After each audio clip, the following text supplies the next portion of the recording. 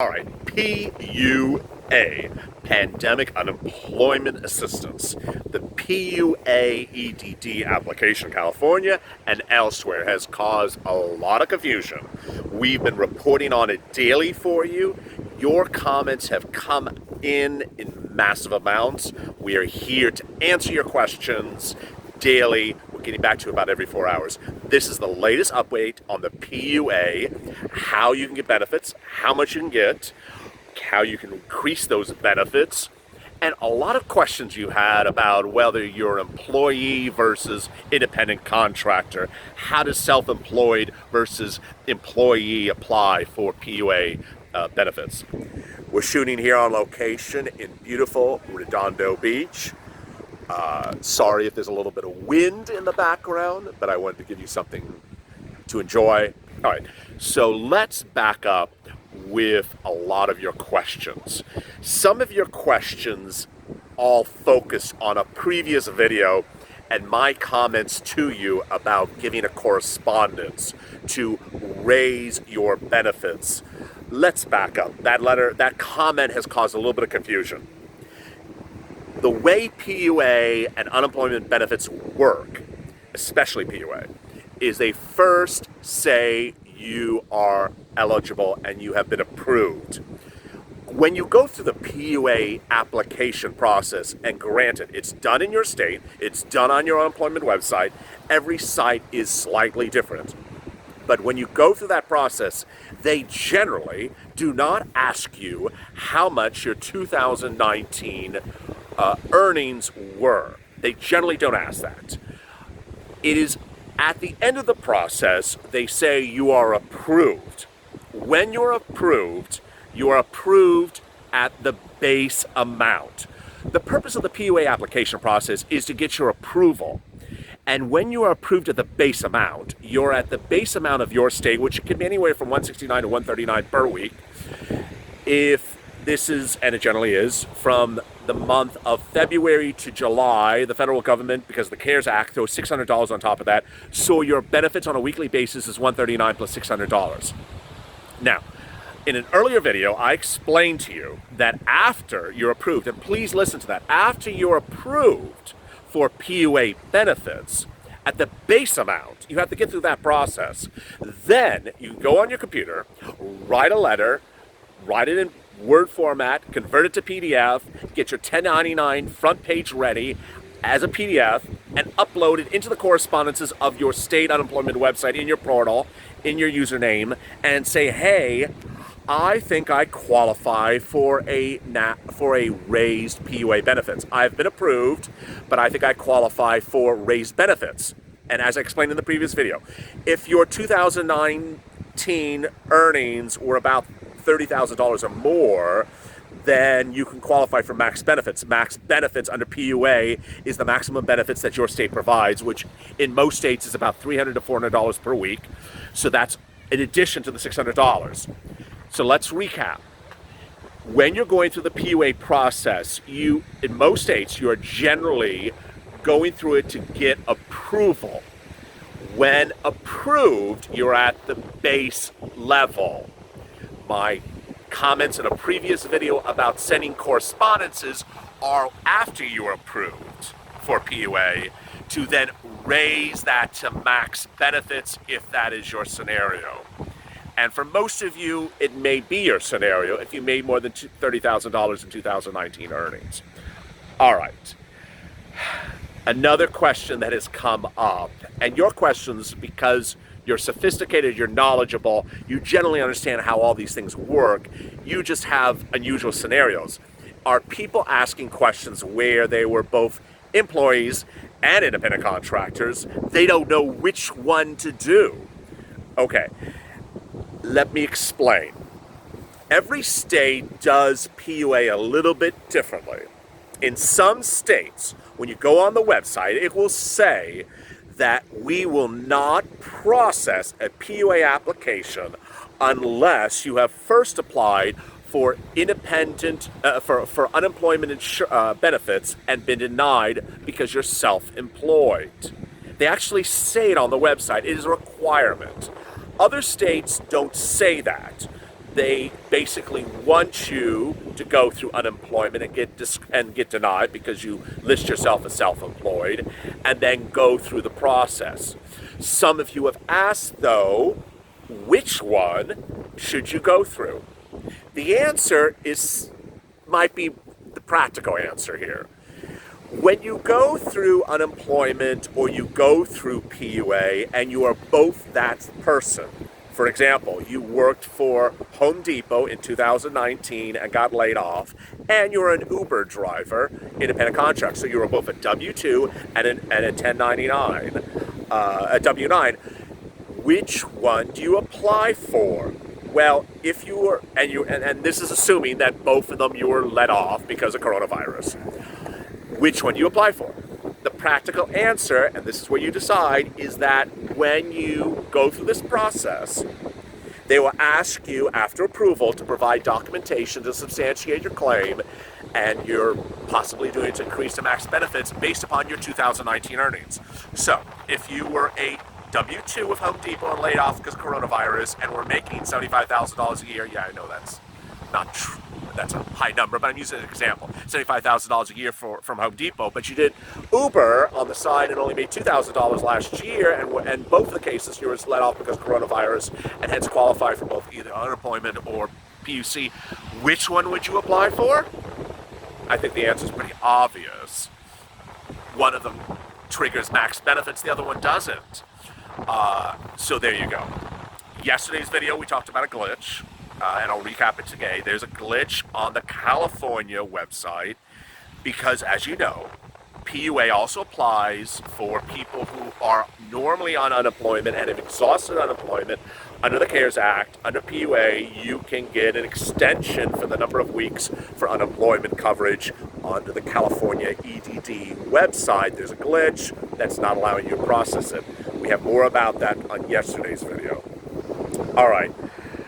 Another question you've asked is, how do you do one thing and how do you do another? In the case of PUA versus unemployment, please understand, and hopefully this is clear, that benefits are calculated the same way, whether you're under PUA or under unemployment. It is not inherently clear from these websites that that's the case. Let me back up and explain why. When Corona hit, unemployment systems existed already in every state. They said, okay, those unemployed individuals may apply for relief from their state. Immediately, someone very smart in the government federal government realized, hey, we have a lot of independent contractors and self-employed individuals. They can't apply for unemployment insurance because they're not employees under the tax code. They are independent contractors. So they pass the CARES Act part for PUA. And under PUA, it basically says we will treat you, independent contractors or self-employed individuals, the same as employees. So, at the end of the day, whether the PUA applicants and the unemployment applicants are just two different versions. PUA's was an add-on adopted by Congress to provide coverage for independent contractors that were not covered under normal unemployment insurance.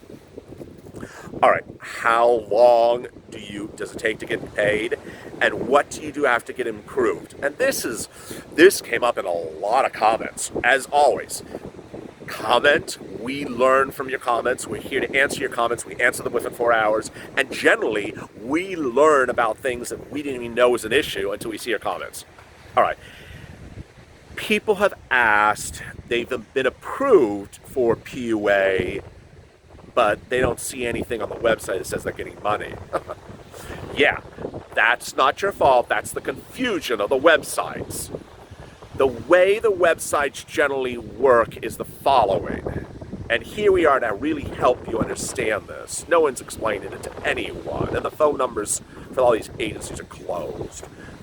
when you're approved for PUA, and you know you will be approved because there is something in the correspondences or the claim tab of a website that says you've been approved, and you haven't received a notice anywhere on the website you've been denied, then you go to a tab, usually at the top left, in your portal, in the website for your unemployment PUA app processing. And it says certified for benefits. It says something along the lines of certified for benefits or request weekly payments, something like that. What's going on? Basically, just because you're approved for PUA doesn't mean you're getting PUA benefits unless you go to the next step. Yeah, there is a next step. They don't tell you this. No one explains this to anyone. We're explaining it to you. You have to then certify and explain and verify, that's basically verify, what happened to you certain respective weeks. And if you filed a PUA on April 28th or April 29th, it's generally good, these websites are generally good about bringing you back in time. They'll ask you what happened in the week of March 15th, what happened the week of March 23rd, what happened the week of March 30th. It'll ask you about these weeks backwards. When it's doing that, it's queuing up the system to issue you payments for those weeks. No one explains this, but that's the way it works.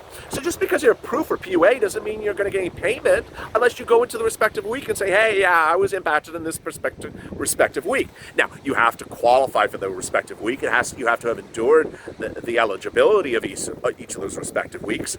But when you answer yes, if it is yes, then at the end, guess what's going to happen? A screen's going to come up and says, hey, you've now certified the week of March, the week of April, the week of this, and you're going to get 7 something, which is 600 plus the base benefits. It's not until you do that do you cue the system to make you, to issue you a payment. And there you go. So a lot of you have asked, hey, you got approved for PUA, but you don't see you're getting any money. Well, a lot of people who aren't watching our video, and if they are your friends, please tell them that. They're going to sit around and say, hey, I got approved for PUA, and why did you get a check? And why did I not get a check? Because you didn't do the next step, and there's another next step to do. All right. There's finally a last step in some states. In some states, you have to ensure that you have provided your financial information to receive the payments. In some states, you don't. In California, you have to wait, God knows, 4 weeks until you get a debit card in the mail, and that debit card will be funded thereafter, but you have to wait 4 weeks to get the debit card. In other states, you have to provide your bank routing number and your bank account number, and you'll get a direct deposit within 3 days. Hey, how wonderful is that? But if you provide the number off by 1 digit, you're going to wonder, where's your payment? It's not going to be there, and it's not going to send you an error either. It's just not going to issue the payment. Now, if you have provided incorrect routing number or banking account number, go back in there and update it, and then it will do it the next round again, which is just a few days later. Don't worry about it. Finally, some of your states, I feel for you. Someone in the comments said they were in Hawaii, and it says on their website they're not getting their payments until May. Awful. I mean, your senators want to get paid the next day, and they want you to wait around till May. How horrible is that? Finally, please pay attention. Well, probably this will be the subject of videos come in May, but please pay attention to the requirements of documentation that your state as to what you're supposed to provide to them by a deadline, generally in May, about PUA. After you're approved, it's going to say somewhere in there you have to provide this information by some date in May. Make note of that and don't forget it. Also, this was said in yesterday's video about PUA, and we're making these videos almost every day based upon your comments, keep them coming, that you have to certify for PUA It appears every week.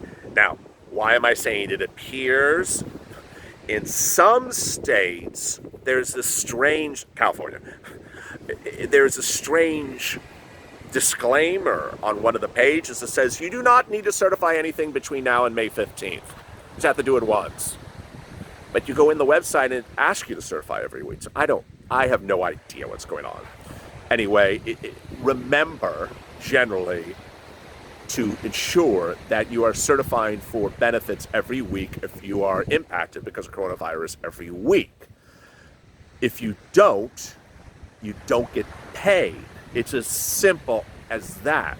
You forget to do it, you won't get paid. What happens if time goes by? I'm pretty certain that if you forget a week and then you do it a week later, you can get the benefits, but you're going to get it late. I mean, you're going to get your payment late. So let's say